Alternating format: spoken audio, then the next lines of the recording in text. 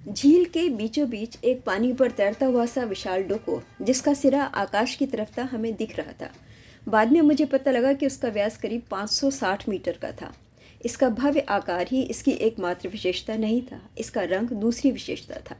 अब तक मैंने हयावा पर जितने भी डोको देखे थे वे सभी सफ़ेद रंग के थे, 9 डोको के शहर वाले भी। ये वाला तो जैसे शुद्ध सोने का बना था, सूर्य के प्रकाश में चमकता हुआ, और सामान्य अंडे की आकृति का होने पर भी इसका रंग और आकार इसे अत्यंत भव्य रूप दे रहे थे। कुछ और भी मुझे अत्यंत हैरान कर रहा था। झील के पानी में डोको की परछाई नहीं पड़ रही थी। मेरे साथी मुझे सुनहरे डोको की गुंबज के पास ले गए। हम धीमे धीमे उड़े जल सतह के ऊपर। वहाँ से वो और भी शानदार दिख रहा था। दूसरे डोको से अलग इसमें प्रवेश के लिए कोई संदर्भ बिंदु नहीं था। मैं ताऊ और लटोली के पीछे पीछे हो लिया, जो जल्दी ही अंदर अदृश्य हो गए। बाकी के दोनों मेरे साथ थे। प्रत्येक ने मेरी एक एक बाँह पकड़ी हुई थी, जिससे मैं पानी में नहीं गिरूं, क्योंकि मैं हैरान था कि मैंने लिटिल लेक को कहीं खो जाने दिया था। मैं तो सचमुच दंग था जो मैं देख रहा था उस पर। जो मैंने डोको के अंदर देखा वो था करीब 200 लोग बिना किसी उपकरण के हवा में तैर रहे थे। सारे शरीर या तो गहन आत्मध्यान में लीन थे या फिर निद्रामग्न। जो हमारे सबसे निकट थे वो पानी से करीब 6 मीटर ऊपर थे, क्योंकि डोको के अंदर फर्श नहीं था। अंडे का आधार सच में पानी के अंदर था। जैसा कि मैंने पहले कहा, एक बार डोको के अंदर होने पर आप ऐसे बाहर देख सकते हैं जैसे कि आपके और बाहरी जगत के बीच कुछ भी नहीं हो। इसलिए मुझे झील का सारा दृश्य दिखाई दे रहा था। पहाड़ियाँ और उनके पीछे के जंगल, और मेरे पास इस लैंडस्केप के बीच में तैरते हुए 200 शरीर। यह सब पूरी तरह अचंभित करने वाला था, जैसा कि आप उम्मीद कर सकते हैं। मेरे साथी शांति से मुझे देख रहे थे, और दूसरे ऐसे अवसरों के विपरीत वे मुझ पर हंसने के बजाय काफ़ी गंभीर थे। शरीरों पर ध्यान से देखने पर मुझे लगने लगा कि वे सभी मेरे आमंत्रकों की तुलना में छोटे आकार के थे, और कुछ बिल्कुल विचित्र थे। कोई कोई तो दैत्याकार आकृति के। वे क्या कर रहे हैं? क्या वे आत्मध्यान में रत हैं? मैंने ताऊ से पूछा, जो मेरे साथ खड़ी थी। अपना लिटियोलेक ले लो मिशेल, वो तुम्हारी बाह में टंगा है। मैंने उसका कहना माना और उसने मेरे प्रश्न का उत्तर दिया। वे मृत हैं, वे सब शव हैं। मृत? कब से? क्या वे सब एक साथ मरे थे? क्या कोई दुर्घटना हुई थी? इनमें से कुछ यहाँ पर हज़ारों वर्षों से हैं, और जो सबसे हाल का है उसे 60 साल हो चुके हैं। मुझे लगता है कि अपनी इस हैरानी की अवस्था में आप अपने लिटियोलेक को ठीक से नहीं चला सकेंगे। लटोली और मैं आपका मार्गदर्शन करेंगे। उनमें से प्रत्येक ने अपनी बाह के नीचे मुझे पकड़ लिया, और हम उन देहों के बीच भ्रमण करने लगे। बिना किसी अपवाद के वे सभी पूरी तरह से निर्वस्त्र थे। औरों के मध्य मैंने एक पुरुष को पद्मासन में देखा। उसके केश लंबे और लाल ब्लॉन्ड रंग के थे। खड़े होने पर वो 2 मीटर का होता। उसकी त्वचा सुनहरी थी और मुखाकृति पुरुषोचित, और वास्तव में वो पुरुष ही था, ना कि उभयलिंगी। उसके थोड़ा सा दूर एक स्त्री लेटी थी, जिसकी त्वचा सर्प की त्वचा की तरह खुरदुरी या पेड़ की छाल की तरह की थी।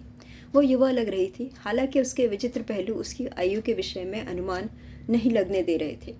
उसकी त्वचा का रंग नारंगी था, और उसके छोटे छोटे घुंघराले बाल हरे रंग के थे। सबसे आश्चर्यजनक उसके वक्ष थे। वे बहुत विशाल थे, और प्रत्येक में 2 स्तन अग्र थे, जो करीब 10 सेंटीमीटर की दूरी पर थे। उसकी लंबाई 180 सेंटीमीटर के करीब थी। उसकी जांघें पतली और मांसल थीं, और पिंडलियाँ छोटी। प्रत्येक पैर में 3 उंगलियाँ थीं, लेकिन हाथ बिल्कुल हमारे जैसे थे। हम एक से दूसरे के पास कभी रुकते, कभी चलते हुए जा रहे थे, जैसे संग्रहालय में मोम की मूर्तियों के बीच कोई जाता है। इन सभी की आंखें और मुंह बंद थे, और ये सभी इनमें से 2 मुद्राओं में थे, या पद्मासन या शवासन में। ये कहाँ से आते हैं? मैंने फुसफुसा कर पूछा।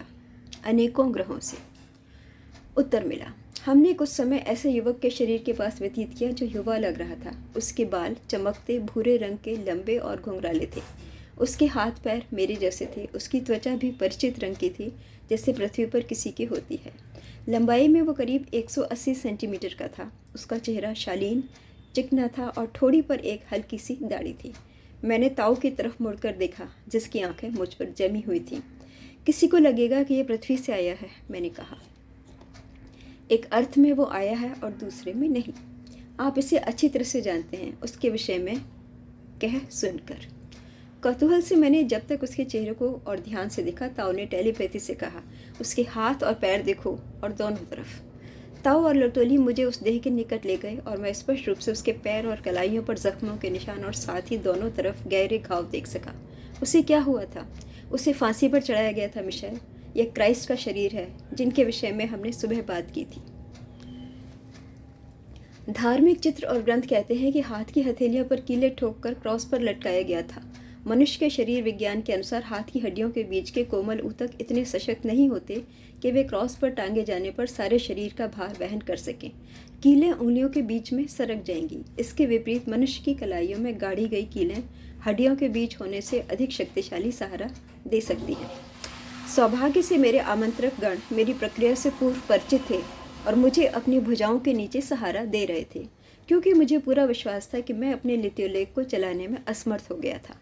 वहाँ मैं था, क्राइस्ट, जो पृथ्वी पर अनेकों के द्वारा पूजित और चर्चित थे। उनके शरीर को ताकता हुआ एक पुरुष जो पिछले 2000 वर्षों से अत्यधिक विवादों और शोध का विषय रहा था। मैंने शरीर को स्पर्श करने का प्रयास किया, लेकिन मेरे सहयोगियों द्वारा, जिन्होंने मुझे पीछे खींच लिया, मुझे ऐसा नहीं करने गया। आपका नाम थॉमस नहीं है, आप क्यों उनका स्पर्श करना चाहते हैं?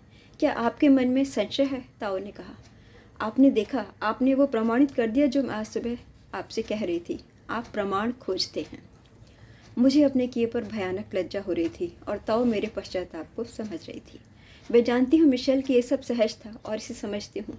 फिलहाल आप इन शरीरों को स्पर्श नहीं कर सकते, कोई भी नहीं कर सकता, केवल 7 में से एक थाउरी के अतिरिक्त। वास्तव में थाउरी ने ही इन शरीरों को लेविटेशन और संरक्षण की अवस्था में रखा है, जैसा आप देख रहे हैं, और वे ही ऐसा करने में समर्थ हैं। ये वास्तविक शरीर हैं जब ये लोग जीवित अवस्था में थे, वैसे ही, निस्संदेह। लेकिन इन्हें किस प्रकार संरक्षित किया जाता है? ये कितने हैं और किस लिए हैं?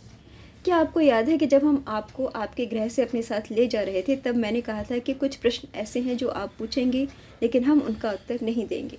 मैंने तब समझाया था कि आप हमारे साथ साथ सीखेंगे वो सब जो आपके लिए आवश्यक है, लेकिन कुछ तथ्य रहस्य ही बने रहेंगे, क्योंकि कुछ बातें आपको नहीं लिखनी है।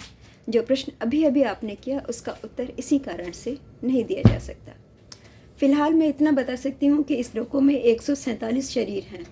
मैं जानता था कि इससे अधिक पूछना निरर्थक होगा, लेकिन जैसे जैसे हम शरीरों के बीच घूमते रहे, मैंने एक और ज्वलंत प्रश्न किया, क्या आपके पास मोजेस का शरीर है? और ये इस लोकों में बिना किसी ठोस धरातल के लेविटेट क्यों कर रहे हैं? हमारे पास आपके ग्रह से केवल क्राइस्ट का शरीर है। उन्हें अच्छी तरह से संरक्षित रखने के लिए ही लेविटेट किया गया है, और इस झील के पानी के विशिष्ट गुण संरक्षण में सहायक होते हैं। बाकी सब कौन हैं? वे सभी दूसरे ग्रहों के हैं, जहाँ प्रत्येक ने विशेष महत्व की भूमिका अदा की है। एक शरीर मुझे अच्छी तरह से याद है। वो करीब 50 सेंटीमीटर ऊंचा था और लगभग बिल्कुल पृथ्वी के किसी प्राणी जैसा ही था, सिवाय इसके कि उसकी आंखें नहीं थीं और वो गहरे पीले रंग का था, बल्कि उसके माथे के बीच एक सींग सा था।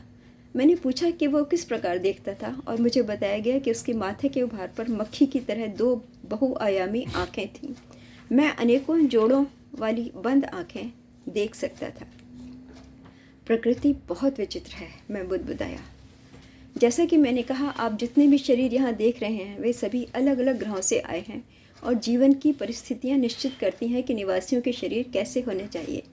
मैं यहाँ पर आर्की जैसा किसी को नहीं देख रहा, और ना ही आप देखेंगे। मैं नहीं जानता था कि क्यों, लेकिन मुझे लगा कि इस विषय को आगे नहीं बढ़ाना चाहिए। इस विभत्स यात्रा के दौरान मैंने उत्तर अमेरिकी रेड इंडियंस जैसे शरीर देखे, लेकिन वे वहाँ के थे नहीं।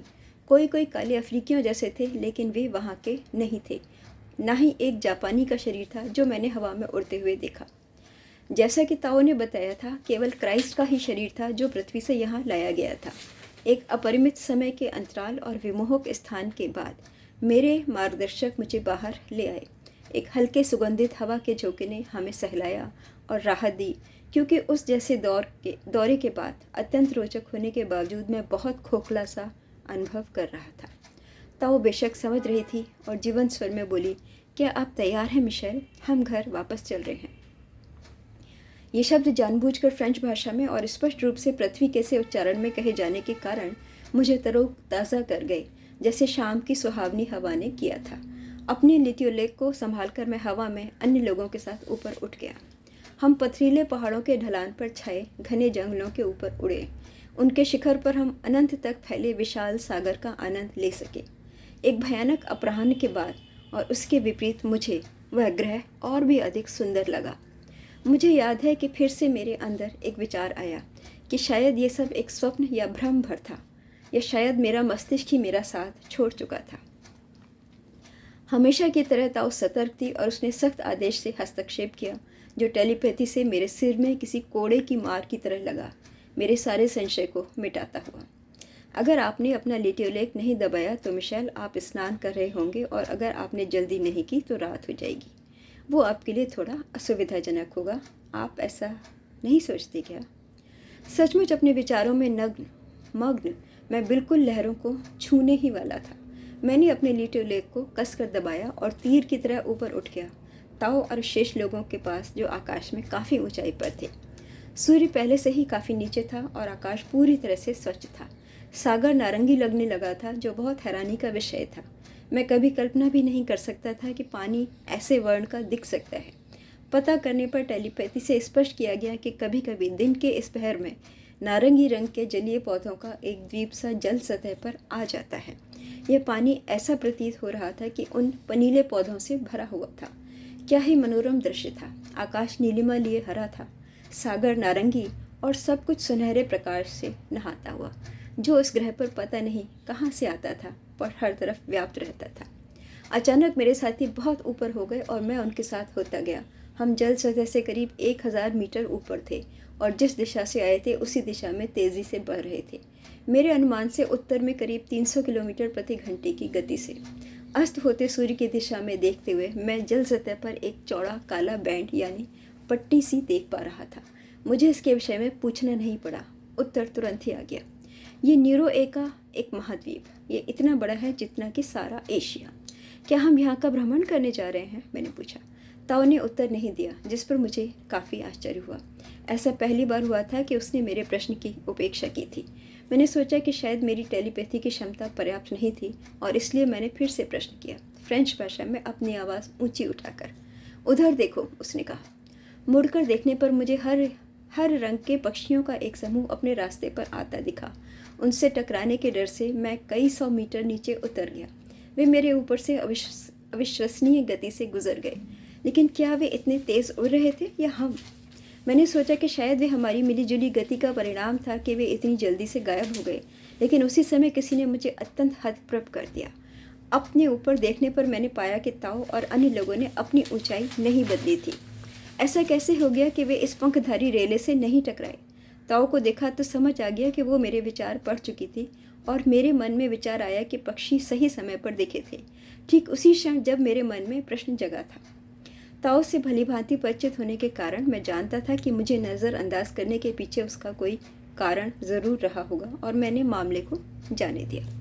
मैंने निर्णय लिया कि इसके बजाय मैं बिना पंखों के उड़ने के इस अवसर का पूरा फ़ायदा उठाऊं और मैंने अपने आप को अपने चारों तरफ व्याप्त रंगों की छटा से, जो सूर्य के शनह शनह क्षितिज में अस्त होने के साथ सतत परिवर्तित हो रही थी, मदहोश होने दिया। अनगिनत रंग जो सारे आकाश में व्याप्त थे, एक ऐसा साम्राज्य दिखा रहे थे जिसे मेरी कलम बिल्कुल भी लिपिबद्ध नहीं कर सकती। मैं सोच रहा था कि मैं पहले ही इस ग्रह पर संभव सभी रंगों का साक्षी बन चुका था, पर मैं गलत था। हमारी ऊंचाई से आकाश के रंगों का प्रभाव, जो कभी सागर के रंग से विरोधाभास कर रहा था तो कभी उसे पूरित कर रहा था, अत्यंत विहंगम था। कितना अविश्वसनीय था कि प्रकृति इतने सारे रंगों वर्णों को संजोए हुए थी, निरंतर परिवर्तित होते, हमेशा सुंदर। मुझे फिर से अनुभव हुआ एक खुमारी की शुरुआत, जिसने पिछली बार जैसे मुझे बेहोश ही कर दिया था, और संक्षिप्त व स्पष्ट आदेश प्राप्त किया, अपनी आंखें बंद करो मिशेल।